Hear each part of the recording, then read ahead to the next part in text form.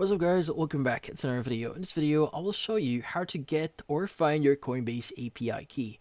So you might be wondering, where is your API key here? How do you create it if you don't have one? Well, this one is very easy. So you want to go to coinbase.com and log in into your account first. Now at the left panel here, you should see a number of things like your home, my assets, transactions, explore, invite friends, and the more section. Now let's go and choose the more option. Now, you want to go to the for developers here and click on Advanced API. Now, from here, since we don't have any APIs yet, it's going to say maximize trading with Coinbase Advanced API. Let's go and click on create your API key.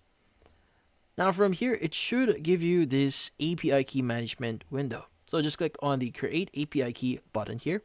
And from here, you want to go and just provide the necessary details. Like, for example, the API key nickname, your portfolio here, and also the in this case the following permissions. So you have view, trade, and transfer. You could also add your IP whitelist here.